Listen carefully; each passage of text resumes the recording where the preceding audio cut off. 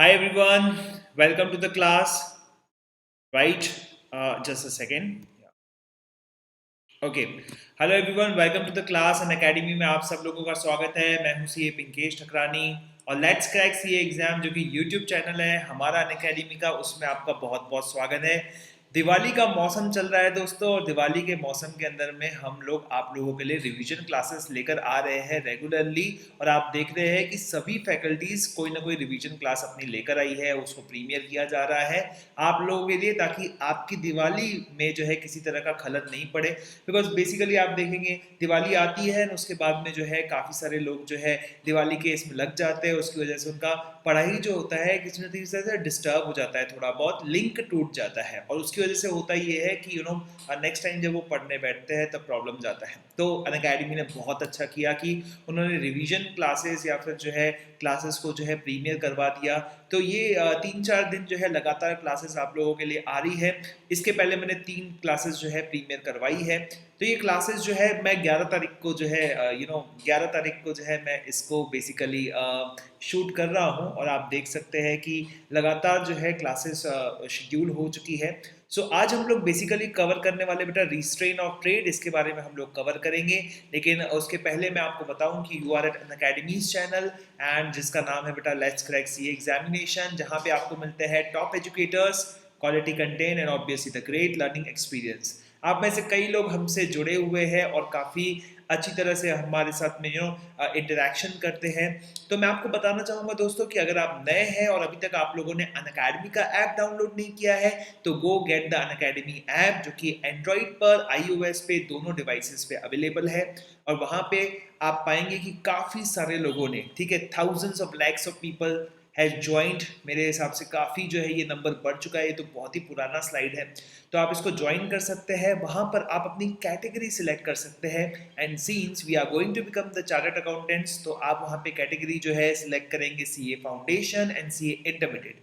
जी हाँ दोस्तों, CA foundation और इंटरमीडिएट दोनों साथ वाली कैटेगरीज है, राइट, क्योंकि अन अकेडमी इन दोनों को जो है एक साथ देखता है। तो बेसिकली देखो उसका प्लान भी रहेगा, वो भी साथ में रहेगा। और वहां पर आपको लेना है सब्सक्रिप्शन। जी हाँ, इंडिया के सबसे बड़े लर्निंग प्लेटफॉर्म पे आप लोग सब्सक्रिप्शन ले सकते हैं। what you are going to get in an academy, Unacademy में आपको क्या मिलने वाला है। So you are going to get the daily live classes. जी हाँ दोस्तों, डेली लाइव क्लासेस रहता है। और बेसिकली आप देखेंगे फ्री लाइव सेशंस में मैं कई बार आप लोगों को बुला चुका हूं, उसमें काफ़ी तादाद में स्टूडेंट्स आते हैं। लेकिन मैं आपको बता दूं दोस्तों, फ्री लाइव क्लासेस में हम डेली नहीं ले सकते हैं, और वो टॉपिक स्पेसिफिक होता है आपकी एग्जाम प्रिपरेशन के लिए। ये अच्छी तो चीज़ है, लेकिन ये जो है बेस्ट चीज़ नहीं है। बेस्ट चीज़ के लिए आपको जो है प्लस सब्सक्रिप्शन लेना चाहिए, और यहाँ पर आप अन अकेडमी का सबसे बेहतरीन एक्सपीरियंस ले पाएंगे। In the live classes, you can chat with the educators, you can engage in the discussions, you can ask the doubts, you can answer the polls, और पूरा का पूरा जब क्लास चल रहा है। जी हाँ दोस्तों, फेस टू फेस क्लास में भी ऐसी सुविधाएं नहीं रहती है जो किसके अंदर में है, लाइव क्लासेस के अंदर में है। जो ऑनलाइन क्लासेस है लाइव, मैं इधर बैठा हूँ, आप उधर बैठे हो, मैं कह रहा हूँ आप सुन रहे हो, राइट, मैं क्वेश्चन पूछ रहा हूँ आप उसका जवाब दे रहे हो, आप कमेंट कर रहे हो, कोई डिस्कशन हो रहा है, इतना मजा आता है। वो तो आप यूट्यूब में ही थोड़ा बहुत फील करते होंगे, लेकिन अन अकेडमी के अंदर में पूरा टीचिंग पर्सपेक्टिव के साथ में आप सोचिए कितना शानदार चीज़ आपको मिल रहा है प्लस के अंदर में। You get the structured courses also. So basically जो है स्ट्रक्चर्ड कोर्सेज आपको यहाँ पे मिल जाता है। So you can see your examinations, और उसके हिसाब से टॉपिक बाय टॉपिक एक एक स्टेप बाय स्टेप जो है चीज़ों को कवर कर सकते हो। मॉक टेस्ट आप लोग दे सकते हो, क्विजेस को आंसर दे सकते हो, डिटेल एनालिसिस आपको मिल जाता है, ठीक है, अपने परफॉर्मेंस का। And the best part is unlimited access. जी हाँ दोस्तों, आपको फ्री लाइव क्लासेस तो मिल ही रहा है, लाइव क्लासेस तो आप लोग देख ही सकते हो, साथ ही साथ दोस्तों आप लोग जो है रिकॉर्डेड क्लासेस भी देख सकते हो। So that gives an upper as. तो ये सभी चीज़ें जो है आपको यहाँ पर मिलती है। So that's really very cool, right. सो आप देख सकते हैं दोस्तों यहाँ पर मैं अपना थोड़ा इंट्रोडक्शन यहाँ पर दे दूँ जो लोग मेरे को नहीं जानते हैं उन लोगों के लिए। So I am C A Pinkesh Thakrani, I am a BCom graduate at CA plus DISA. कई बच्चे मेरे से पूछते हैं सर ये डीसा क्या होता है। तो DISA is basically diploma in information systems audit, जहाँ पर आप लोग बैंक ऑडिट वगैरह कर सकते हो। तो आपके पास में एक इंफॉर्मेशन सिस्टम्स ऑडिट का सर्टिफिकेशन होना चाहिए। ये सर्टिफिकेशन मेरे पास है, इसीलिए मेरे नाम से बैंक ऑडिट आ सकते हैं, राइट। बैंक में बहुत सारे काम आते हैं, कॉन्करेंट ऑडिट आता है, जो स्टैट्यूटरी ऑडिट आता है, सो रेवेन्यू ऑडिट आता है, बहुत सारे ऑडिट्स आते हैं, राइट। तो एक अच्छा सोर्स ऑफ इनकम आपका हो सकता है जब आप प्रैक्टिस करेंगे। देन उसके बाद में दोस्तों एफसीए मतलब जिस चार्टर्ड अकाउंटेंट को प्रैक्टिस करते करते, I am also practicing chartered accountant, हालांकि मैं टीचिंग भी करता हूं और प्रैक्टिस के रूप में सिर्फ बैंक ऑडिट्स पे फोकस करता हूं, तो I am practicing chartered accountant. आप देख सकते हो कि जिसको 5 साल हो गए हैं वो बंदा जो है उसको जो है एफसीए मिल जाता है। वो एक एडिशनल एडवांटेज देता है आगे चल के, अगर आपको किसी भी कंपनी में ऐसा ऑडिटर एम्पेनलमेंट चाहिए या फिर जो है it gives is a kind of experience that you have in बताता है कि आप एक सीनियर हो, राइट।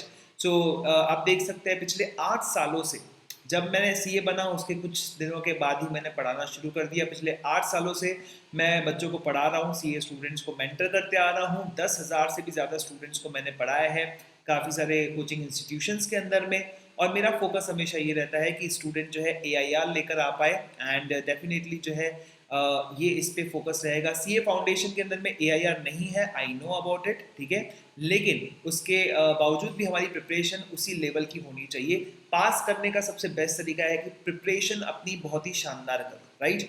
देन उसके बाद में दोस्तों मनी मग करके एक चैनल भी मैं चलाता हूँ जिसके अंदर में 23,000 सब्सक्राइबर्स है, और यहाँ बेसिकली मैं स्टॉक मार्केट के रिस्पेक्ट में अपने व्यूज़ को प्रेजेंट करता हूँ, अपने ओपिनियंस इनसाइट्स को मैं यहाँ पर शेयर करता हूँ। तो चलिए दोस्तों, बिना किसी विलंब के मैं आपको बता देता हूँ कि कौन कौन से प्लान्स हैं अनअकैडमी को ज्वाइन करने के लिए। तो देयर आर सेवरल प्लान्स। तो 1 महीने से लेकर जो है 24 महीने तक के प्लान है, और आप 1 महीने का प्लान देखेंगे तो 3150 रुपये पड़ता है। ये पूरी बात सुनिएगा अच्छी तरीके से। अगर आप लोग जाते हैं 12 मंथ्स के लिए तो ये आता है बेटा 15,750। तो बहुत सारे लोग जो है 12 मंथ्स के लिए जो है ज्वाइन करते हैं 15,000 रुपीज़ के अंदर में। मैं उनसे कहूँगा देखिए 1 महीने का जो है 3150 है, आप इसमें ऐड कर दीजिए 3150, तो it comes around to be 18,900 rupees, and that for 24 months. यानी कि सिर्फ 1 महीने की कॉस्ट में आपको 12 मंथ्स का फ्री मिल जाता है एक प्रकार से, राइट।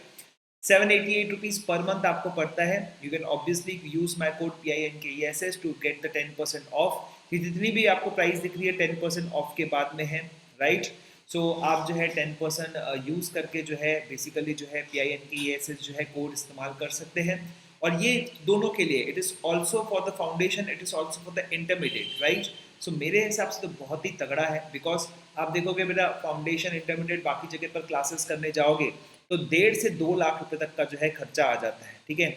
सो वो सभी चीज़ें आप लोगों को सिर्फ 20,000 के अंदर में मिल रही है। So that's really affordable, economical and सबसे बेस्ट प्लान है, ठीक है। तो आप ले लीजिए मेरे कोड को इस्तेमाल करके, राइट।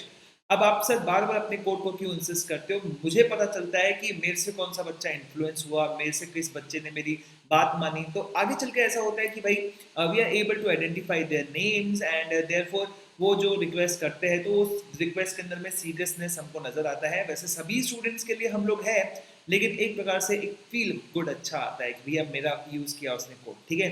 सबको कमीशन मिलता है, यस अनअकैडमी हमको कुछ कमीशन देता है इसके रिस्पेक्ट में, लेकिन वो बहुत ही कम रहता है। हमारी जो सैलरी होती है उसके कंपेयर में बहुत ही कम रहता है। तो यानी आप कहेंगे कि इतना ज़्यादा भी नहीं मिलता है कि भैया हम करोड़पति बन जाएंगे, ठीक है। So do use my code PINKESS। तो हम लोग आगे बढ़ते हैं दोस्तों। ओके, सो आज का जो हमारा टॉपिक है, वैसे टॉपिक हमारा है रिस्ट्रेन ऑफ ट्रेड, ठीक है। एक छोटा सा टॉपिक हमको कवर करना है, रिस्ट्रेन ऑफ ट्रेड। ये कौन से चैप्टर के अंदर में आता है तो वो मैंने आपके लिए लिख दिया है बेटा। ये चैप्टर आएगा वॉइड एग्रीमेंट्स, ठीक है, अनलॉफुल ऑब्जेक्ट्स। ये आपके मॉड्यूल में भी आप लोग देख सकते हो, ठीक है। तो चलिए आगे बढ़ते हैं। आप देखेंगे ये सेक्शन नंबर 23 वगैरह का यहाँ पर दिया हुआ है। जब मैंने इसको नॉर्मल क्लास के अंदर में पढ़ाया था, उस क्लास के अंदर में तो आपने ऑब्वियसली देखा ही होगा, और यहाँ पर हम लोग रिवीजन कर रहे हैं, तो ये बात को प्लीज़ समझिएगा, क्योंकि अगर आप पहली बार जो है ये टॉपिक पढ़ रहे हैं तो शायद आपको नहीं समझेगा। इसीलिए मैं आपसे कहूँगा कि please do the regular class, then उसके बाद में इसको जो है वॉच करें, ठीक है।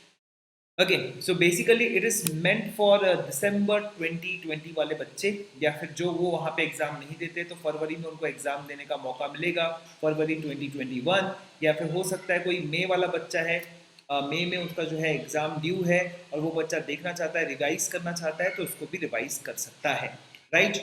सो वॉइड एग्रीमेंट्स के अंदर में बहुत सारी चीज़ें आती है। हमने शुरुआत की थी बेटा सेक्शन नंबर 10 से, और सेक्शन नंबर 10 क्या कहता है कि पार्टीज का जो है एक दूसरे के बीच में फ्री कंसेंट होना चाहिए, एग्रीमेंट होना चाहिए, कंपिटेंट कॉन्ट्रैक्ट होना चाहिए, और साथ ही साथ those agreement should not be expressly declared as void. अब लॉ की बात करें एक्सप्रेसली तो इसका मतलब ये है कि रिटर्न रिटर्न में डिक्लेयर्ड एज वॉइड। रिटर्न मतलब किस में रिटर्न होगा बेटा? एक्ट के अंदर में, ठीक है। तो बेटा एक्ट के अंदर में वो रिटर्न नहीं होना चाहिए कि वो चीज़ क्या है बेटा? वॉइड है। दो पार्टीज ए और बी कुछ भी कर सकती है, कोई भी एग्रीमेंट कर सकती है, लेकिन अगर वो पहले से ही एक्ट ने बोल के रखा है कि वॉइड है तो वो वॉइड रहेगा। सिंपल सी बात है, राइट? वो वैलिड नहीं हो सकता। और इसमें बहुत सारी चीज़ें हैं। देखिए बेटा 11 चीज़ें एक्ट में लिख कर रखी है। यहाँ पर जो है अगर माइनर के साथ में एग्रीमेंट कर रहे हो, दो माइनर एग्रीमेंट कर रहे हैं, bilateral mistake of the fact है। कल के क्लास के अंदर में बायलैटरल मिस्टेक ऑफ फैक्ट को हमने रिवाइज किया है, प्लीज जाकर देखिए वो क्लास, राइट?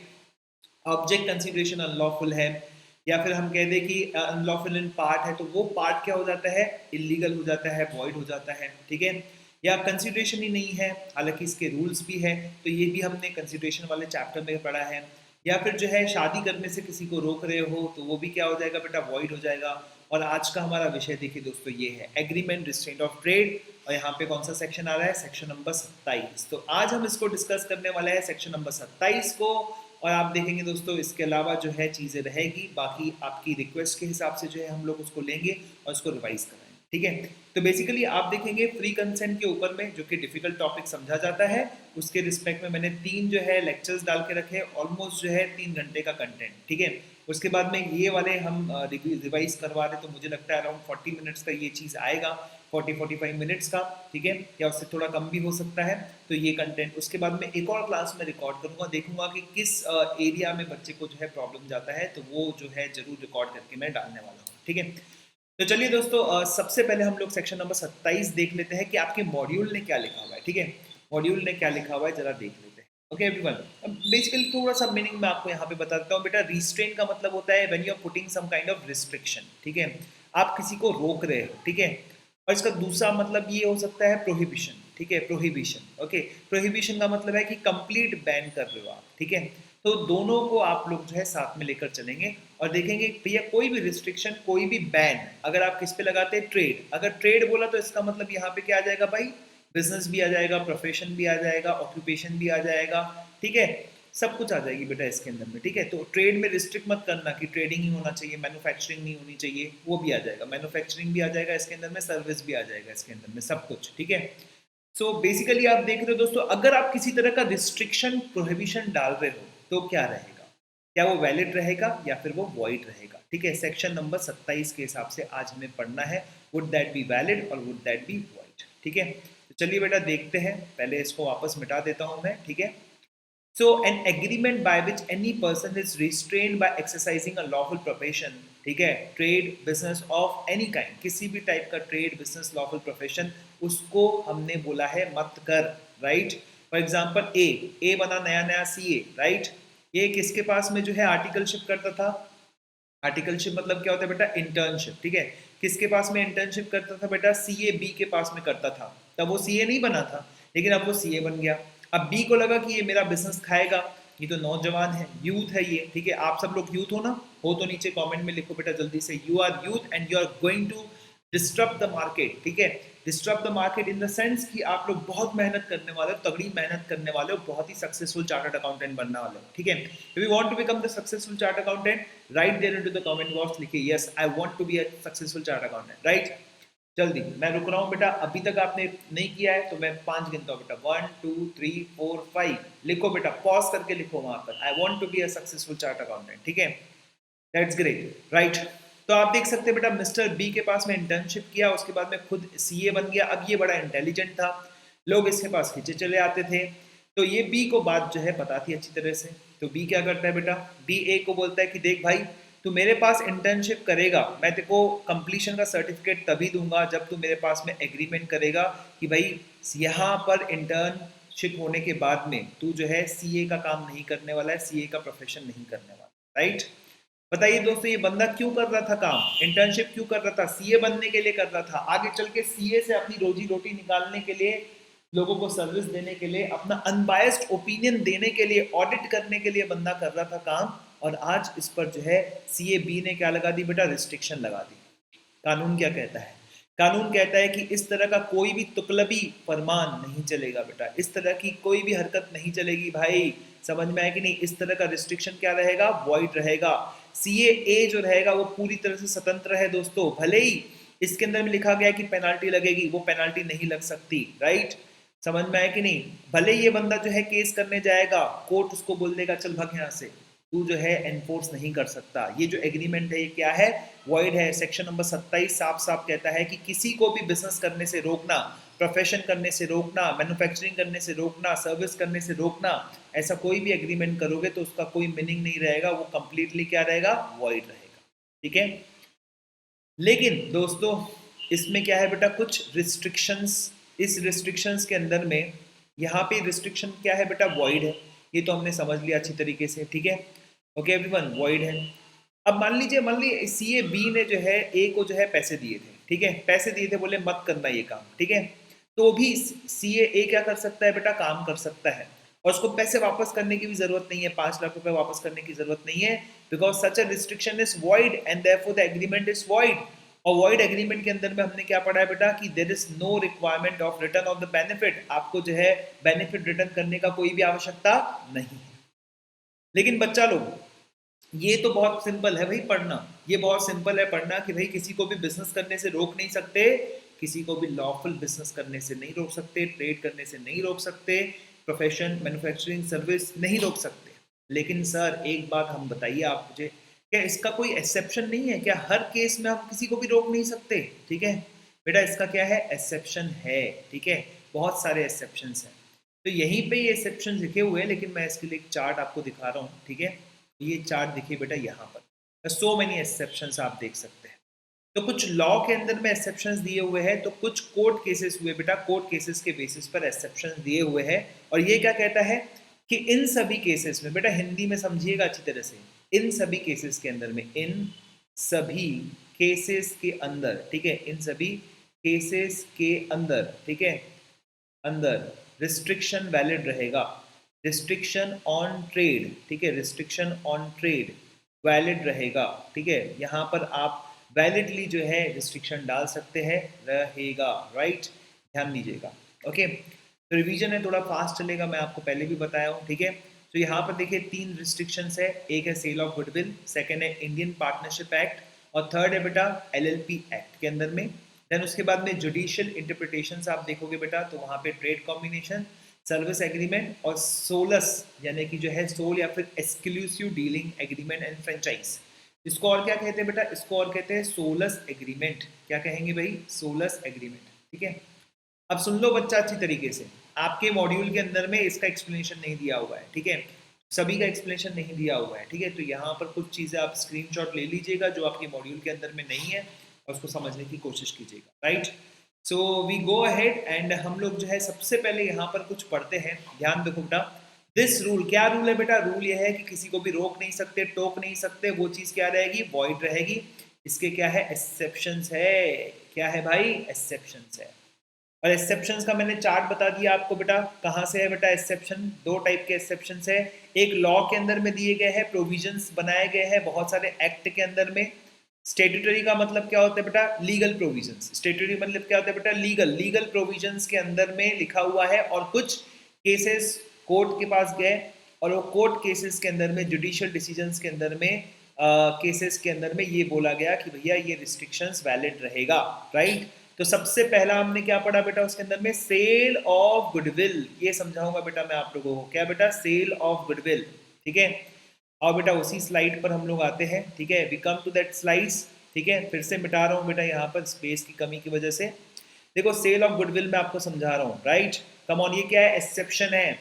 यहाँ पर क्या रहेगा बेटा, रिस्ट्रिक्शन वैलिड रहेगा, लेकिन वैलिडिटी के लिए क्या रहेगा कक्का, वैलिडिटी के रहेगा कंडीशंस, ठीक है, ये कंडीशंस होती है तो ये रिस्ट्रिक्शन वैलिड रहेगा। तो बेटा सबसे पहले तो हमको ये समझना पड़ेगा कि गुडविल क्या होता है, ठीक है। सो गुडविल का मतलब होता है रेपुटेशन, ठीक है, गुडविल का मतलब होता है ब्रांड, समझ में है कि ब्रांड बोल सकते हो, रेपुटेशन बोल सकते हो, ठीक है। ये किसी न किसी वजह से रहती है आपके पास में, ठीक है, ये नाम है, बहुत समय से चल रहा है, नाम की वैल्यू है, ठीक है। अब हल्दीराम की मिठाई आप एक पैकेट में हल्दीराम का नाम लगा के चिपका के बेचिए, या फिर जो है उसको जो है बगैर उसका नाम लगा के बेचिए, कौन सा पहले बिकेगा? नाम वाली मिठाई पहले बिकने वाली है, ठीक है, क्योंकि उस ब्रांड से कोई ना कोई लिंक है, एसोसिएशन है हमारे ब्रेन का, उस ब्रांड का एक वैल्यू है, उस ब्रांड का एक रेपुटेशन है, ठीक है। क्या मैं उसकी मिठाई छोड़ के उसका नाम खरीद सकता हूँ? Yes, that reputation could be separated, that reputation is called the goodwill, ठीक है। मान लो हमारे हल्दीराम ने गुडविल को सेल कर दिया, ठीक है, लेकिन लोगों को तो अभी भी पता है, लोगों को अभी भी पता है कि हल्दीराम का जो ओनर है उसने जो है गुडविल को सेल कर दिया, नाम अपना बेच दिया है, और वो क्या कर रहा है, बापू राम के नाम से जो है नमकीन बेच रहा है। अगर ये बंदा जो है हल्दीराम का नाम बेचकर बापू राम का नाम यूज करना शुरू कर दे तो लोग धीरे धीरे किस में स्विच कर लेंगे, बापू राम के नाम से जो है स्वीट्स खरीदना शुरू कर देंगे, भुजिया खरीदना शुरू कर देंगे, नमकीन खरीदना शुरू कर देंगे, राइट।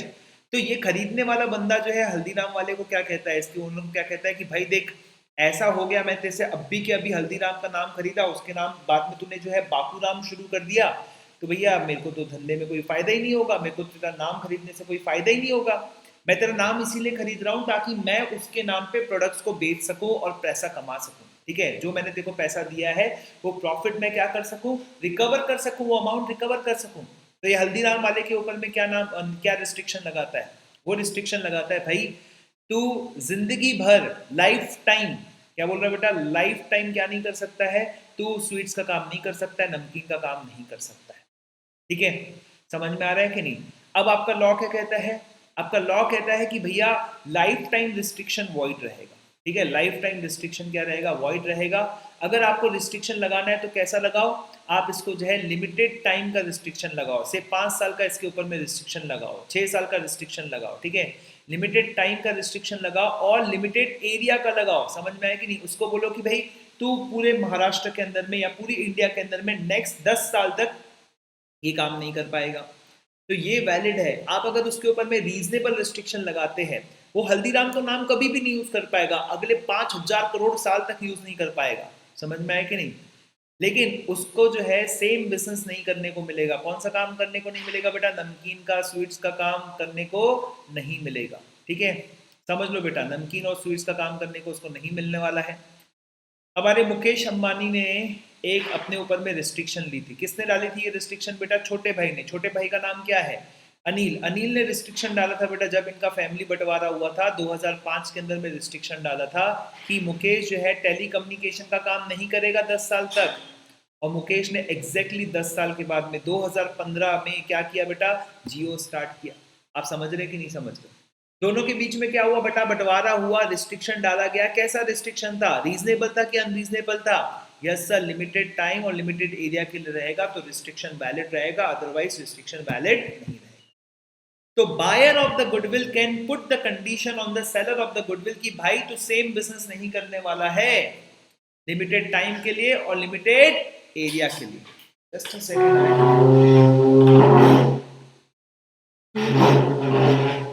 यस, लिमिटेड टाइम और लिमिटेड एरिया के लिए रिस्ट्रिक्शन डाल रहे हो तो ठीक है, अगर अनलिमिटेड टाइम अनलिमिटेड एरिया के लिए आप रिस्ट्रिक्शन डाल रहे हो तो ये ठीक नहीं है बेटा, ठीक है।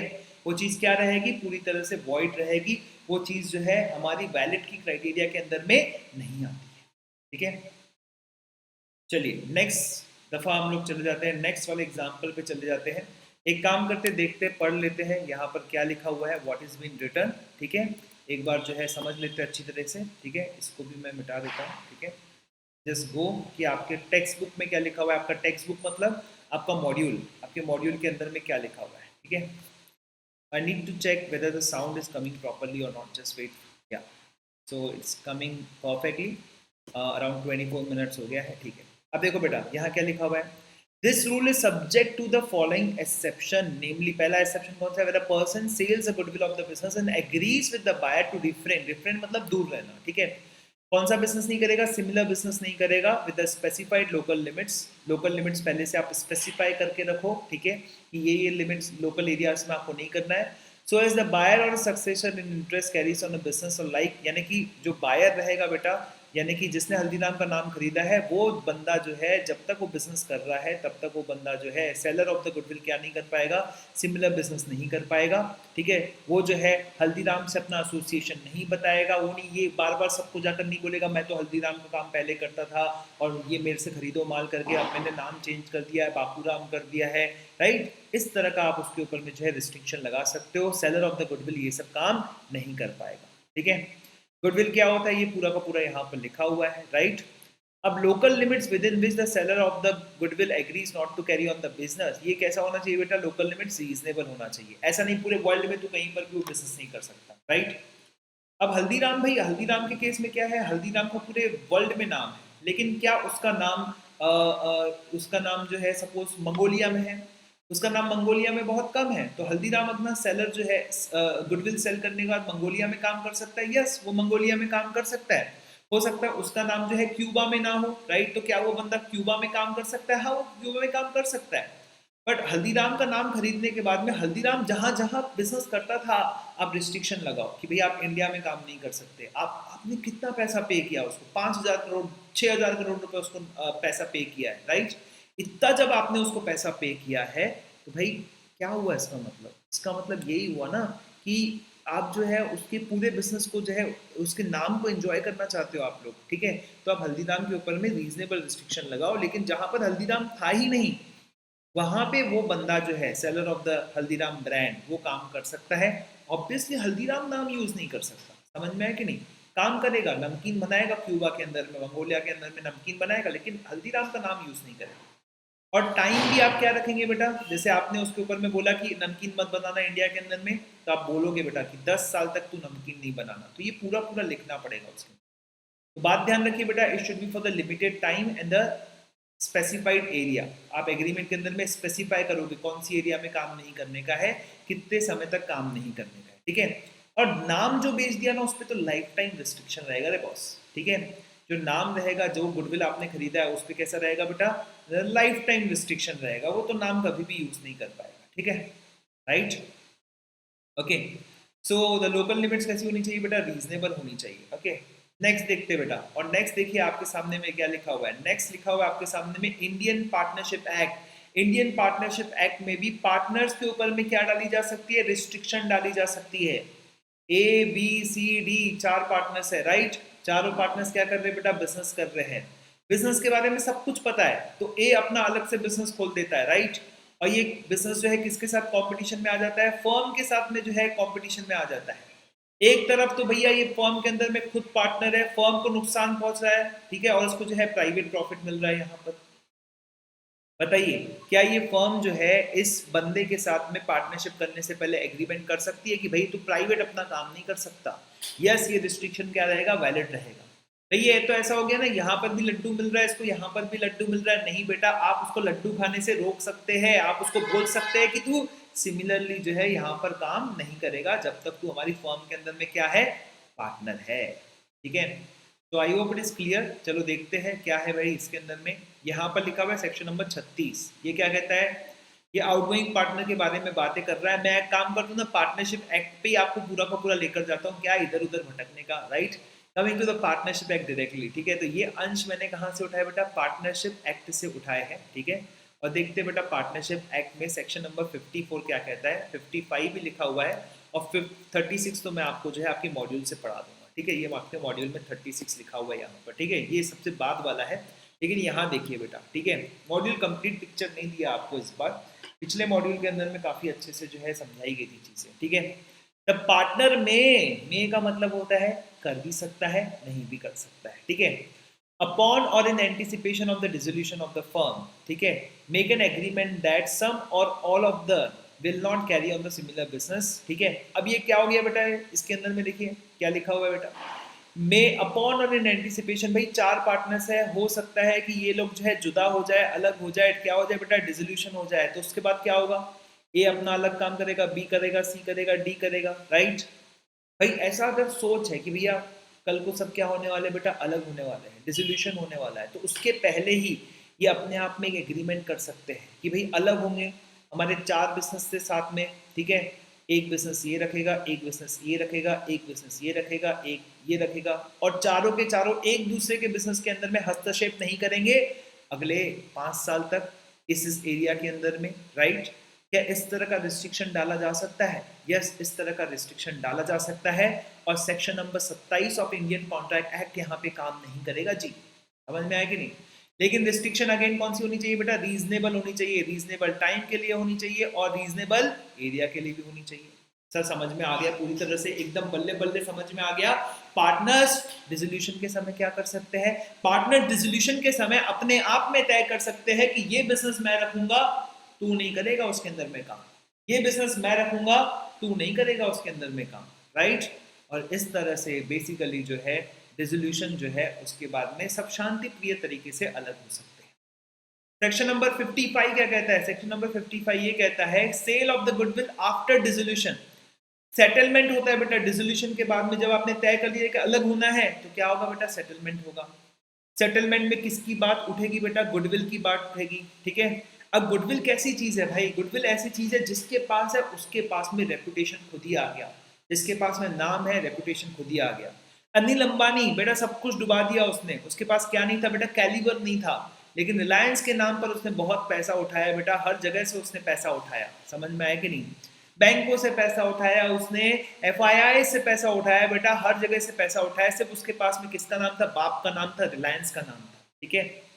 तो भैया जब अलग हो रहे हैं तो क्या बोला बेटा कि मैं भी रिलायंस का नाम यूज करूंगा, मैं भी रिलायंस का नाम यूज करूंगा। दोनों मुकेश लोगों ने, अनिल लोगों ने एक दूसरे के साथ में क्या किया बेटा? सेटलमेंट ऑफ द अकाउंट्स किया। समझ में आया कि नहीं? तो goodwill subject to the contract between the partners, partners के बीच में भी ऐसा हो सकता है कि इस गुडविल को भी किसका हिस्सा माना जाए बेटा? फर्म के असेट्स का हिस्सा माना जाए। इसके बारे में भी क्या किया जाए बेटा? इसके बारे में भी हम लोग बात करें, और बात करके क्या करें बेटा? इसको या तो अपने पास में रखे, अपने आप में बांट दे, या फिर किसी और को बेच दे, या किसी एक पार्टनर को रखने दे। किसी एक पार्टनर को रखने देंगे तो उसको थोड़ा पैसा कम दे देंगे सेटलमेंट में। समझ रहा है कि नहीं समझ रहा है? आर यू गेटिंग और not getting? Goodwill is a part of the property of the firm, it will be included into the property of the firm. It could be sold separately from the other assets of the firm. It can be taken by the partner, it could be given to some partner. समझ रहा है कि नहीं समझ रहा है? I hope आपको समझ रहा है, राइट? नहीं समझा तो नीचे कमेंट बॉक्स में बताओ, मैं उसका आंसर दूंगा। दिक्कत मत लो बेटा, हिंदी में भी लिख सकते हो आप लोग, ठीक है? बिंदास एकदम। अब बेटा जिस बंदे ने ये गुडविल खरीदी, ठीक है, ये बंदा क्या करेगा? ये फर्म के ऊपर में रिस्ट्रिक्शन डालना चाहता है, क्योंकि फर्म से खरीदा, लेकिन फर्म तो क्या हो रही है बेटा? डिसॉल्व हो रही है। तो फर्म के ऊपर रिस्ट्रिक्शन डाल के करोगे क्या? समझ रहा है कि नहीं समझ रहा है? आर यू गेटिंग और नॉट गेटिंग? ठीक है?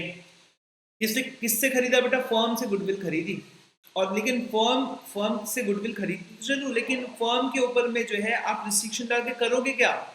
किसके ऊपर रिस्ट्रिक्शन डालना जरूरी है? पार्टनर्स के ऊपर में रिस्ट्रिक्शन डालना जरूरी है सर। तो इसका मतलब देखो क्या लिखा हुआ है, where the goodwill of the firm is sold after dissolution, a partner may carry on the business competing with that of the buyer, and he may advertise such business, but subject to the agreement. Subject to the agreement between him and the buyer, he may not use the firm's name, represent himself as carrying on the business, or solicit the customers of who are dealing with the firm before its dissolution. Sir क्या मतलब हुआ नहीं समझा हमको, ठीक है?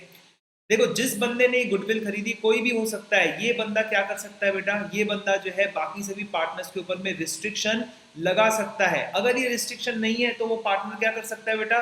Same business, competition वाला business कर सकता है। यानी कि रिस्ट्रिक्शन लगाना है तो बॉस उसके लिए क्या करना पड़ेगा? एग्रीमेंट करना पड़ेगा। समझ में आया कि नहीं? अगर बायर ऑफ द गुडविल ने एग्रीमेंट किया है किसके साथ में बेटा? पार्टनर्स के साथ में। तो पार्टनर्स जो है कंपटीशन वाला बिजनेस नहीं कर सकते, पार्टनर्स जो है अपने बिजनेस को प्रमोट नहीं कर सकते, एडवर्टाइज नहीं कर सकते। तो कहने का मतलब सर मैंने किसी फर्म की गुडविल खरीदी तो इसका मतलब मैं उसके ऊपर में जो है उसको मना नहीं कर सकता। तुम मना कर सकते हो तब जब तुमने एग्रीमेंट किया हो तब। सुनो बेटा अच्छी तरह से, क्या बोला मैंने, ध्यान से सुनो। एग्रीमेंट किया तो मना करोगे। एग्रीमेंट कैसा होता है? लेन देन होती है बेटा एग्रीमेंट के अंदर में, ऑफर एक्सेप्टेंस होता है बेटा एग्रीमेंट के अंदर में। मैं तेरे को 5 करोड़ रुपए दे रहा हूँ, तू अपना नाम मेरे को दे दे। मैं तेरे को 5 करोड़ रुपए दे रहा हूँ, तू अपना नाम मुझे दे दे। समझ में आया कि नहीं आया? बट बट बट तो ये काम नहीं करेगा। समझ में आ रहा है कि नहीं? तो वो काम नहीं करेगा, समझ में आ रहा है कि नहीं? लेन देन बेटा कंसिडरेशन, कंसिडरेशन होगा ना, कुछ नहीं करना भी कंसिडरेशन होता है कि नहीं होता है सर? आपने पढ़ाया सेक्शन नंबर 2D के अंदर में, कुछ नहीं करना भी क्या है? वैलिड कंसिडरेशन है।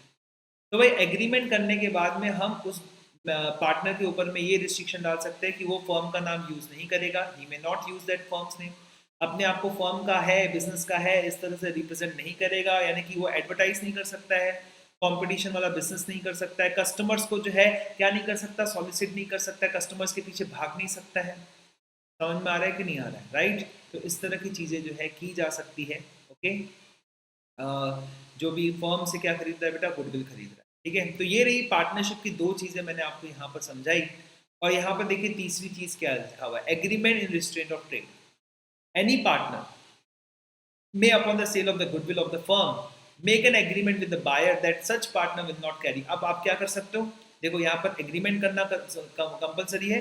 यहाँ पर आपको लिखा हुआ है, पावर दिया गया एक प्रकार से कि भैया कोई भी पार्टनर क्या कर सकता है, इस तरह का agreement buyer of the goodwill के साथ में कर सकता है कि भैया ठीक है मैं ये काम नहीं करूंगा। लेकिन अगेन बात ध्यान रखिए बेटा, ये सभी चीजें कैसी होनी चाहिए, स्पेसिफाइड लोकल लिमिट्स होनी चाहिए, स्पेसिफाइड टाइम भी होना चाहिए बेटा। ठीक है, सब लिखा होना चाहिए। ठीक है, वर्ड्स में लिखा होना चाहिए बेटा स्पेसिफाइड टाइम। और दोनों स्पेसिफाइड टाइम और लोकल लिमिट्स कैसी होनी चाहिए बॉस? यस, बिल्कुल सही सोचा आप लोगों ने, कैसी होनी चाहिए, रीजनेबल होनी चाहिए। ठीक है, अब सेक्शन नंबर 36 क्या कहता है, आओ बेटा देखते बेटा सेक्शन नंबर 36 क्या कहता है। और सेक्शन नंबर 36 किसकी बात कर रहा है, आउटगोइंग पार्टनर की बात कर रहा है। अभी तक तो पढ़ा कि फॉर्म का क्या हो रहा था, डिसोल्यूशन हो रहा था, तो पार्टनर्स एक दूसरे को मना कर रहे थे, या फिर डिसोल्यूशन होने के बाद में किसी और ने फर्म की गुडविल को बाय किया, उसके साथ में हम लोग बात कर रहे थे। अब क्या, जब फर्म पूरी की पूरी वैसे की वैसे रहेगी, बस एक इंसान बाहर जा रहा है, आउटगोइंग पार्टनर बाहर जा रहा है, बाहर जाके क्या करेगा, बैंड बजाएगा, टाइम्स ऑफ इंडिया से अर्नब गोस्वामी बाहर जाएगा, उसके बाद में अपने हिसाब से चीजें चलाएगा। उसी तरह से कोई बंदा बाहर जा सकता है ना बेटा। चार में से कौन बाहर जा रहा है बेटा, डी बाहर जा रहा है। डी को सब कुछ पता है बेटा, बिजनेस कैसे चलता है, कैसे फ्लो होता है, सब चीजें, डी बाहर आ गया। तो किसकी फोड़ेगा, ए बी सी की फोड़ेगा। लेकिन हम डी को क्या दे सकते हैं बेटा, लालच दे सकते हैं। क्या लालच दे सकते हैं, देखो बेटा, हम उसको बोल सकते हैं तू सिमिलर बिजनेस को कैरी मत कर, एग्रीमेंट करेंगे तेरे साथ में स्पेसिफाइड लोकल लिमिट्स के लिए, स्पेसिफाइड टाइम के लिए, रीजनेबल टाइम के लिए। ठीक है, तू देखो ज्यादा पैसा दे देते हैं, देखो 10 लाख रुपए एक्स्ट्रा दे देते हैं। समझ रहे हो कि नहीं समझ रहे हो? क्या ये रिस्ट्रिक्शन वैलिड रहेगा? यस, ये रिस्ट्रिक्शन वैलिड रहेगा। इवन सेक्शन नंबर 11 तो ये भी कहता है कि ड्यूरिंग द पार्टनरशिप जो है, अगर आपने एक दूसरे पार्टनर्स के ऊपर में क्या डाला है, रिस्ट्रिक्शन डाला है, तो वो भी वैलिड रहेगा। ठीक है, तो कुल मिला के 4-5 चीजें बेटा पार्टनरशिप एक्ट के अंदर में, कि ड्यूरिंग द पार्टनरशिप आप सभी पार्टनर्स को बोल सकते हो सेम काम नहीं करना। ठीक है, ड्यूरिंग द पार्टनरशिप, जब तक पार्टनरशिप है तब तक सेम काम नहीं करना। यहाँ कोई भी specified local limit, specified time, reasonable वगैरह ये सब चीजें नहीं आने वाली। नंबर 2, जब पार्टनर उठ के बाहर जा रहा है तो उसके ऊपर में क्या डाल सकते हैं, रिस्ट्रिक्शन डाल सकते हैं। ऑब्वियसली एग्रीमेंट होगा, कंसिडरेशन होगी, कुछ ना कुछ होगा। नंबर 3 दोस्तों, नंबर 3, जब डिसोल्यूशन हो रहा है पार्टनर्स के बीच में, समझ में आया कि नहीं, वो एक दूसरे के ऊपर रिस्ट्रिक्शन डाल सकते थे, ये बिजनेस मैं रखूंगा, ये बिजनेस तू रखेगा, सबके ऊपर में जो है रीजनेबल रिस्ट्रिक्शंस आप लोग डाल दोगे। और थर्ड और फोर्थ चीज क्या है बेटा, फोर्थ चीज ये है कि जब डिसोल्यूशन हो रहा है, जब क्या हो रहा है काका, डिसोल्यूशन हो रहा है, डिसोल्यूशन पे आपने किसी और को फर्म का नाम बेचा है, तो वो बायर ऑफ द गुडविल जो है बाकी सभी पार्टनर्स के ऊपर में क्या डाल सकता है, रिस्ट्रिक्शन डाल सकता है। पार्टनर्स भी एग्रीमेंट कर सकते हैं, ठीक है मैं बिजनेस नहीं करूंगा, लेकिन लेकिन लेकिन ये सभी चीजें किसके लिए बेटा, स्पेसिफाइड लोकल लिमिट के लिए, स्पेसिफाइड टाइम के लिए। और ये दोनों चीजें कैसी होनी चाहिए, रीजनेबल होनी चाहिए।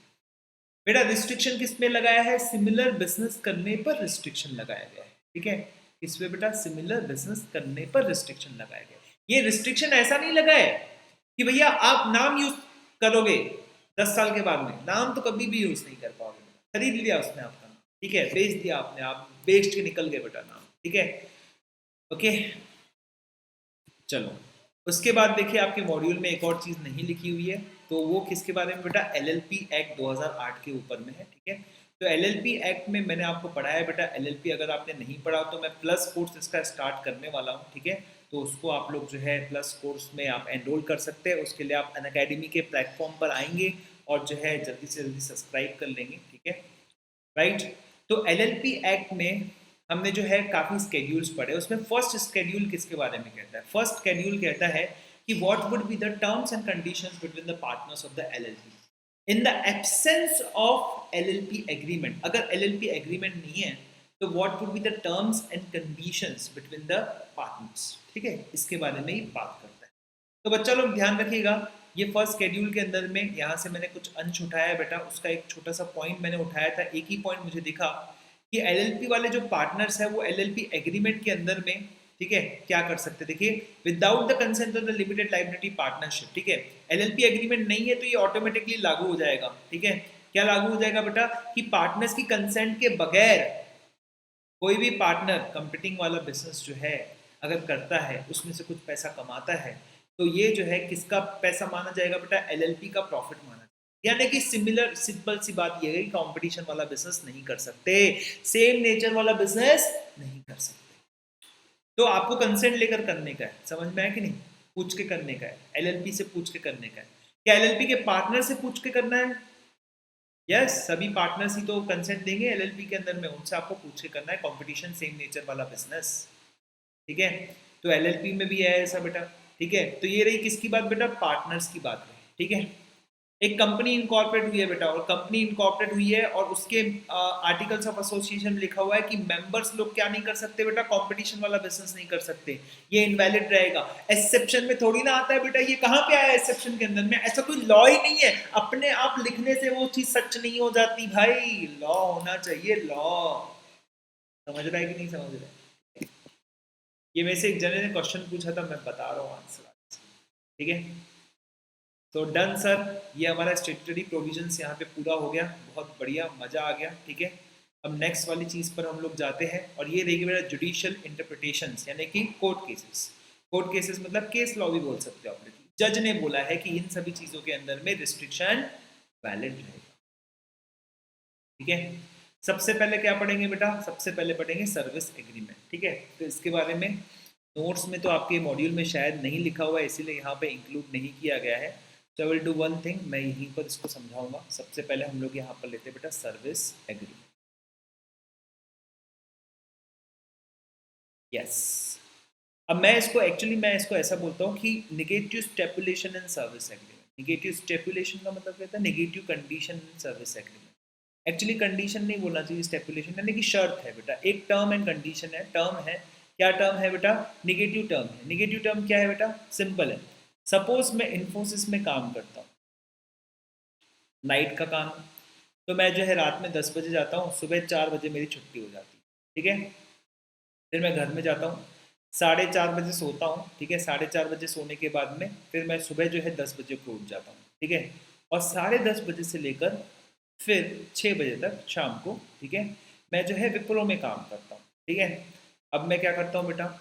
यहाँ की बातें यहाँ बताता हूँ, यहाँ की बातें यहाँ बताता हूँ। राइट, बताइए, इन्फोसिस वालों को गुस्सा आएगा, विप्रो वालों को गुस्सा आएगा, सब एक दूसरे का जो है गुस्सा गुस्सा हो जाएगा। राइट, तो मेरे को इन्फोसिस वाले बोलते हैं भाई तू एक काम कर, तू जब तक इन्फोसिस में काम कर रहा है तब तक तू विप्रो में काम नहीं कर सकता।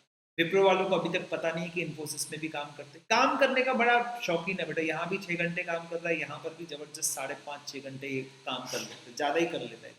ठीक है, और सोता होता है, खाना वाना यही जो है ऑफिस में चबा डालता है पूरी तरह से, जिम भी जाता है मस्त से। राइट, बड़ा वर्कहॉलिक बंदा है। ठीक है, तो क्या इन्फोसिस वाले इस तरह का रिस्ट्रिक्शन डालेंगे तो क्या ये रिस्ट्रिक्शन विप्रो में काम नहीं करने का रिस्ट्रिक्शन वैलिड रहेगा? The answer is yes, such a restriction would be valid. अगर तू मेरे यहाँ काम नहीं कर रहा तो तू बाहर जगह काम, मेरे यहाँ काम कर रहा है तो तू बाहर जगह काम नहीं कर सकता। ठीक है, सरकारी जो टीचर्स होते हैं उनको ट्यूशन पढ़ाने पे क्या है बेटा? रिस्ट्रिक्शन है। समझ में आया कि नहीं? दो कारण है बेटा इसका। नंबर 1 कारण ये है कि भैया वो स्कूल में फोकस नहीं करता अगर वो ट्यूशन पढ़ा रहा है तो। और मैंने ऐसे देखा भी है, सो मेनी टीचर्स जो ट्यूशन पढ़ाते हैं स्कूल में फोकस नहीं करते। ठीक है, और जो स्कूल में फोकस करने वाले टीचर्स रहते हैं, मे भी उतना अच्छा नहीं पढ़ा लेकिन ईमानदार बहुत होते हैं बेटा, बच्चों के कल्याण के लिए बातें करते हैं, अच्छी अच्छी बातें सिखाते हैं। टीचर के अंदर में दो चीज़ें होनी चाहिए, एक वो पढ़ाए, ठीक ठाक पढ़ाए, रीजनेबल पढ़ाए, लेकिन साथ में जो बातें करें ना वो शुड भी ज्ञानवर्धक बातें जो बच्चों के फ्यूचर के लिए काम आए। ठीक है, सिर्फ पढ़ाना सब कुछ नहीं है बेटा। एक टीचर क्या करता है बेटा? एक टीचर जो है बेसिकली बच्चे के जीवन को, उसके फ्यूचर को मोल्ड करता है। ठीक है, तो बात अगर आपको समझ में गई तो बहुत अच्छी बात है, समझ में आ गई होगी तो ठीक है। सो आप बेसिकली दोस्तों सरकारी टीचर्स को क्या पढ़ाना अलाउड नहीं है, ट्यूशन पढ़ाना अलाउड नहीं है। सेकंड रीजन ये था बेटा, सेकंड रीजन ये है कि भैया नहीं तो एम्प्लॉयमेंट कैसे जनरेट होगा, सेल्फ एम्प्लॉयड लोगों को जो प्रॉब्लम जाएगी, बिकॉज ये तो यहाँ भी कमा रहा है वहाँ भी कमा रहा है, राइट। तो क्या ये रिस्ट्रिक्शन वैलिड है? यस, ये रिस्ट्रिक्शन वैलिड है, ठीक है। तो ये रही बाई ड्यूरिंग द सर्विस, जब आप जॉब कर रहे हैं तब, during the service, during the service बोल रहा हूँ बेटा, जिस समय आप काम कर रहे हो इन्फोसिस में तब आप किस समय काम नहीं, किसी दूसरी कंपनी में काम नहीं कर सकते। टाइमिंग अलग हो सकता है क्या? हाँ, डिफरेंट टाइमिंग में भी आप काम नहीं कर सकते। सर मेरे को बोला मेरे को पार्ट टाइम जॉब करना है तो वो भी नहीं कर सकता क्या? नहीं बेटा, पार्ट टाइम जॉब अगर मना किया हो तो वो भी नहीं कर सकते। समझ में आया कि नहीं? नॉर्मली प्राइवेट सेक्टर में आप जाओगे तो वो बोलते हैं ठीक है देखो शाम को जो है 2 घंटे कहीं और काम मिल रहा है तो तू कर सकता है, कोई दिक्कत वाली बात नहीं है, go do that work, extra income मिलेगी, देखो मिलेगी, कोई दिक्कत नहीं है। लेकिन हाँ, वो काम अनरिलेटेड होना चाहिए, it should not be related to my work, ठीक है। या फिर मेरे टाइमिंग पे कोई इशू नहीं है। मैंने जॉब ज्वाइन की थी तो मैंने अपने बॉस को बोला था कि भाई मैं सुबह को जो है अगर 1-2 घंटा पढ़ाना चाहता हूँ तो चलेगा क्या? तो उसने बोला ठीक है कोई दिक्कत नहीं है, बस जो ऑफिस का टाइम रहेगा उसके बीच में जो है कोई भी चकलस नहीं चलेगी, बोले बाकी जो है ऑफिस का टाइम भी खतरनाक था, 10 बजे आओ रात को 8 बजे जाओ। सोचा भाई छोड़ो ऑफिस, पढ़ाना ज़्यादा इंपॉर्टेंट है, ठीक है।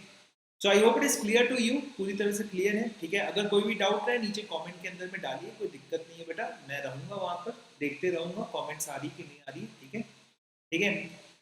अब देखो बेटा, अब इन्फोसिस से ये बंदा जॉब छोड़ रहा है और इन्फोसिस वाले बोल रहे तू तो सब सीख गया, अब तो दूसरी कंपनी में जाकर सब कुछ बता देगा, दूसरी कंपनी को आगे बढ़ाएगा, या फिर जो है तू सेम बिजनेस स्टार्ट कर देगा और हमारी ऐसी तैसी कर देगा, है ना? हो सकता है कि नहीं हो सकता है? तो बेटा अगर इन्फोसिस ने बोला है कि जॉब छोड़ने के बाद में तू ये काम नहीं कर सकता तो वो परफेक्टली इनवैलिड रहेगा, परफेक्टली वॉइड रहेगा।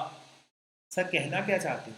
सहना ये चाहता हूं कि आपका एम्प्लॉयर जो है ड्यूरिंग द जॉब आपके ऊपर में कहीं दूसरी जगह काम करने के लिए रिस्ट्रिक्शन लगा सकता है, ठीक है। लेकिन आफ्टर द जॉब, जॉब के बाद में आप कुछ भी करें, ठीक है, उस पर आपके एम्प्लॉयर का कोई कंट्रोल नहीं है, कोई भी एग्रीमेंट रहेगा पूरी तरह से वॉइड रहेगा, it would be completely void, ठीक है। So I hope is clear to you, बहुत ही सिंपल सी बात है, ठीक है। इसके पहले भी चीज़ें मैंने बताई आप लोगों को, ठीक है। चलिए नेक्स्ट लेते हैं बेटा, और नेक्स्ट है इसके अंदर में ट्रेड कॉम्बिनेशन, ठीक है। ये पढ़ा दिया मैंने आप लोगों को, अभी नेक्स्ट रहेगा बेटा ट्रेड कॉम्बिनेशन, ठीक है। ट्रेड कॉम्बिनेशन क्या होता है भाई? ट्रेड का मतलब क्या होता है भाई? ठीक है, व्यापार, ठीक है, व्यापारिक संगठन, कॉम्बिनेशन होता है संगठन, ठीक है। जैसे कपड़ा संगठन बोल दो आप लोग, या फिर कपड़ा व्यापारी एसोसिएशन, ठीक है, कपड़ा व्यापारी एसोसिएशन। अब इस एसोसिएशन में क्या होता है, कुछ मैं आपको बता देता हूँ बेटा। एसोसिएशन में कुछ कुछ बातें ऐसी होती है कि भाई ये कपड़ा एसोसिएशन में कितने लोग रहेंगे, मान लो 7 लोग रहेंगे या 8 लोग रहेंगे, 7 या 8 कपड़ा के व्यापारी रहेंगे, ये बेसिकली होलसेलर्स रहते हैं, ठीक है। तो होलसेलर्स काम क्या करते हैं बेटा? रिटेलर्स को जो है माल सप्लाई करते हैं, ठीक है। और रिटेलर्स को ये कपड़ा का पूरा काम कैसे चलता है बेटा? उधारी में चलता है, ठीक है एवरीवन। तो रिटेलर, कोई रिटेलर क्या करता है बेटा? ये उधारी लेता है, माल बेचता है और फिर होलसेलर को वापस नहीं देता है। समझ में आया कि नहीं? अब रिटेलर के हौसले बड़े बुलंद रहते हैं क्योंकि उसको दूसरा होलसेलर जो है उधारी दे देता है, राइट। अब दूसरे वाले बंदे को प्रॉपर उधारी का रीपेमेंट कर रहा है, लेकिन पहले वाले होलसेलर को नहीं कर रहा है। पहले वाला होलसेलर कुछ कर भी नहीं सकता, मार धाड़ कर नहीं सकता है, कोर्ट में केसेस, तो भैया प्रॉब्लम ही प्रॉब्लम, कच्चे का चीज है, कोई पक्के का काम चल रहा है। कच्चा पक्का बहुत होता है भैया, मोदी जी को मत बताना पिंकेश सर ऐसा बता रहे थे, नहीं तो मेरे पीछे पड़ जाएंगे, ठीक है। समझ में आया नहीं? कच्चा पक्का बहुत ज्यादा होता रहता है। सर आप कहना क्या चाहते हो? कहना ये चाहता हूं कि ये लोग जो है आपस में क्या तय करते हैं कि अगर किसी रिटेलर ने पैसा नहीं दिया हुआ तो उसका नाम हम लोग पब्लिश करेंगे, और जब तक वो रिटेलर पैसे नहीं देता है तब तक कोई भी दूसरा होलसेलर उसको उधारी नहीं देगा। अगर किसी ने भी उधारी दिया तो वो एसोसिएशन के बाहर चले जाएगा। अगर वो एसोसिएशन के बाहर चले जाएगा तब उसका अगर कोई प्रॉब्लम आया तो एसोसिएशन उसको हेल्प नहीं करने वाला है। कई बार होता है ना, कोई मजदूर प्रॉब्लम कर रहा है, कहीं सामान कहीं से नहीं आ रहा है, कहीं से कभी ट्रांसपोर्ट में कोई चीज़ जल गई, कोई गुम हो गई, तो उसका क्लेम सेटलमेंट करना है, तो ग्रुप रहता है ना भाई, ग्रुप में आप अटैक करोगे ना तो क्या होता है बेटा?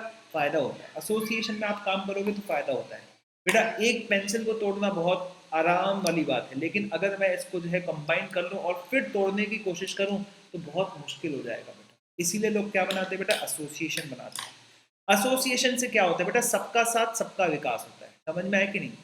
पर ये एसोसिएशन बोनाफाइड पर्पस के लिए होनी चाहिए, ठीक है। अगर रिटेलर्स को हैरेस करने के लिए बनाई गई है एसोसिएशन तो बेटा ये गलत पर्पस हो गया।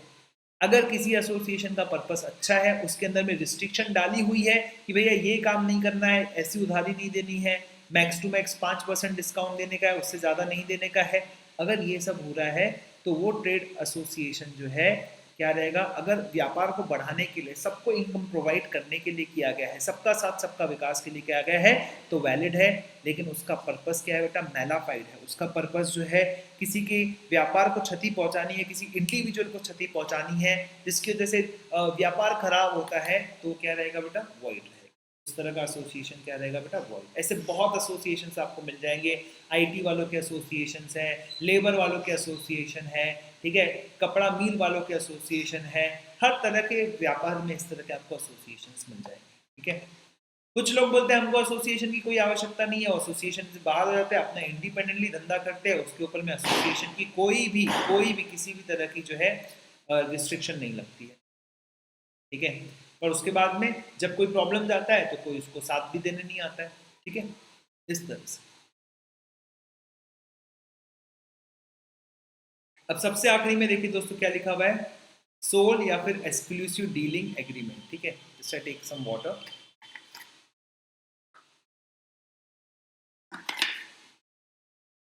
This is the last part. Okay, check if the voice is proper or not. थोड़े फटाके की आवाज़ आपको हो सकता है आई हो, बिकॉज बाहर बहुत ज़्यादा शोर चल रहा है, दिवाली सीजन अप्रोच कर रही है और इसीलिए जो है पटाखे वटाखे जलते रहते हैं, ठीक है। सोलस एग्रीमेंट क्या होता है, ठीक है, सोलस एग्रीमेंट भी आप इससे कह सकते हो, ठीक है। अब देखिए बेटा, सोलस एग्रीमेंट ये क्या है, जरा देख लीजिए।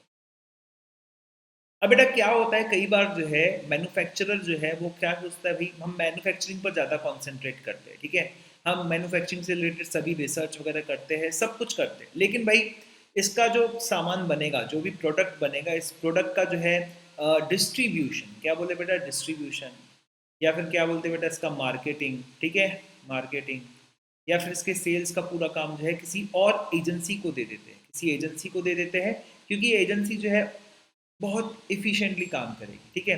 हम वहाँ पे क्यों कॉन्सेंट्रेट करें, जो हमारी कोर एरिया नहीं है, हमारी कोर एरिया प्रोडक्ट बनाने पर है, उसका रिसर्च करने पर है, मैन्युफैक्चरिंग करने पर। तो सपोज एच ने क्या बनाया बेटा, फेयर एंड लवली बनाया, ठीक है। फेयर एंड लवली का नाम चेंज हो गया बेटा, क्योंकि इसके अंदर में रेसिज्म की बात आ रही थी, तो ग्लो एंड लवली हो गया, ठीक है। तो ग्लो एंड लवली बनाया। अब देखो इसको पूरे हिंदुस्तान में ये ग्लो एंड लवली बेचना है।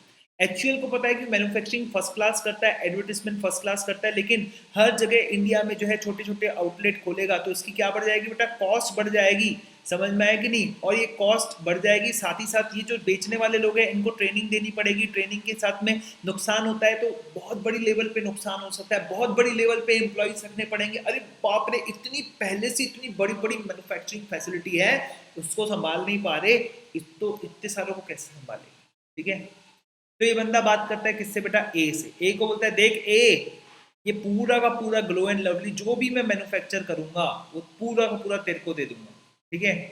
और तू जो है इसको सबके पास में पहुंचाना, इसके पास पहुंचाना, उसके पास पहुंचाना, सबके पास पहुंचाना। ये तेरे पर, तेरे को सुपर स्टॉकिस्ट बोल दिया मैंने, सुपर डिस्ट्रीब्यूटर बोल दिया मैंने तेरे को, ठीक है। जितना मैन्युफैक्चरिंग होगा पूरा तेरे को मिलेगा, ना बी को मिलेगा, ना सी को मिलेगा, ना डी को मिलेगा, ना ई को मिलेगा। कंडीशन ये कि जब तू फेयर एंड लवली बेच रहा है, ग्लो एंड लवली बेच रहा है, तो तू कोई दूसरी कंपनी की क्रीम नहीं बेचेगा, जैसे कि इमामी हो गया, इमामी फेयर वेयर जो भी हो गया, ठीक है। तो उस कंपनी की क्रीम नहीं बेचेगा, तेरे को इसी प्रोडक्ट के मार्केटिंग सेल्स पर जो है काम करना है, उसके डिस्ट्रीब्यूशन पे काम करना है, ठीक है। समझ में आया कि नहीं आया। तो पूरा किसको मिलने वाला है बेटा, ए को मिलने वाला है। ए फिर किसको बांटने वाला है बेटा, एक्स को बांटने वाला है, वाई को बांटने वाला है, जेड को बांटने वाला है। एक्स जो होगा, हो सकता है नागपुर वाला बंदा हो, उसको बोलेगा नागपुर में बेचेगा तो तू ही बेचेगा, तेरे अलावा कोई और नहीं बेचेगा। लेकिन तू मुंबई में नहीं भेज सकता, क्योंकि मुंबई में जो है मैंने जेड को, वाई को एजेंसी दी है। तू जयपुर में नहीं भेज सकता, क्योंकि मैंने वहाँ पे जेड को दिया है। पी जो है दिल्ली का काम कर रहा है, तो क्यू जो है उसके अंदर में लखनऊ का काम कर रहा है, तो आर उसके अंदर में जो है वाराणसी का काम कर रहा है। समझ रहा है कि नहीं समझ रहा है बेटा, दिमाग के अंदर में जा रहा है कि नहीं जा रहा है आपके बेटा, हाँ। पर सोलस एग्रीमेंट किसके साथ में हुआ है, सोलस एग्रीमेंट हुआ है एक्चुअल हिंदुस्तान यूनिलीवर का ए के साथ में हुआ है, ठीक है। तो उसने ए के ऊपर में रिस्ट्रिक्शन डाला है कि तू बेचेगा तो सिर्फ क्या बेचेगा, ग्लो एंड लवली बेचेगा, और जो प्रोडक्ट मैं नहीं बनाता वो बेचना भले, लेकिन तू अगर ग्लो एंड लवली बेच रहा है तो इसके अलावा मेरे से रिलेटेड कोई दूसरी कंपनी की एजेंसी तू नहीं लेने वाला है। क्या ये एग्रीमेंट वैलिड रहेगा? यस, ये एग्रीमेंट 100% वैलिड रहेगा अगर वो सोलस एग्रीमेंट है तो, sole exclusive dealing agreement franchisee है तो। देखिए एचयूएल का किसके साथ में एग्रीमेंट बेटा? ए के साथ में एग्रीमेंट वैलिड है, लेकिन ए के किसके साथ में एग्रीमेंट वैलिड नहीं रहेगा? X Y Z P Q R, sir इनके साथ में क्यों वैलिड नहीं रहेगा? बिकॉज एक्स को क्या बोलता है, तू नागपुर में काम करेगा, मुंबई में काम नहीं करेगा। तो इसका मतलब इससे पूरी की पूरी सोलस एग्रीमेंट किसके साथ नहीं बनाई है बेटा? एक्स के साथ में नहीं बनाई है बेटा। सोलस एग्रीमेंट, सोल मैं पूरा का पूरा तुमको दे दिया, जब मैंने पूरा का पूरा तुमको दे दिया तो तू ये काम मत कर, समझ में आया क्यों? लेकिन मैंने अगर पूरा का पूरा तेरे को नहीं दिया है तो ऑब्वियसली मैं तेरे ऊपर में क्या नहीं लगा सकता? रिस्ट्रिक्शन नहीं लगा सकता, ठीक है? लोग तो लगा देते हैं, वो अलग बात है, लेकिन वो वैलिड नहीं है। तो ये सभी चीज़ें मैंने आपको बताई बेटा, स्टेटरी प्रोविजंस, उसके बाद में जुडिशियल इंटरप्रिटेशंस, ये सभी चीज़ें जो है एग्ज़ाम में आ सकती है। और आई होप ये रिवीजन जो है, ये क्लास आपके काम का आया होगा। अगर ये क्लास आपके काम का आया हो तो प्लीज़ इसको जो है लाइक कर दीजिएगा, राइट? और अगर आप चैनल पे नए हैं तो चैनल को आप लोग सब्सक्राइब भी कर सकते हैं। और मैं देख लेता हूँ कुछ यहाँ पे रुका हुआ है क्या? यस, एग्जाम्पल्स कुछ रुके हुए हैं यहाँ पर, मैं देख लेते हैं क्या एग्जाम्पल्स हैं। तो ये किसके किसके अंदर में आएंगे वो जरा देख लेते हैं। Number one, A, a physician and surgeon employs A as an assistant for the term of 3 years, 3 साल के लिए जो है एक असिस्टेंट रखता है, और A agrees not to practice as surgeon and physician during this 3 years. During the 3 years जब वो असिस्टेंट है तब वो बंदा जो है कहीं दूसरी जगह पे काम नहीं करेगा। तो क्या ये एग्रीमेंट वैलिड है? यस, ये एग्रीमेंट वैलिड है, बिकॉज इसको हम क्या कहेंगे बेटा? Negative stipulation and service agreement, stipulation and service agreement.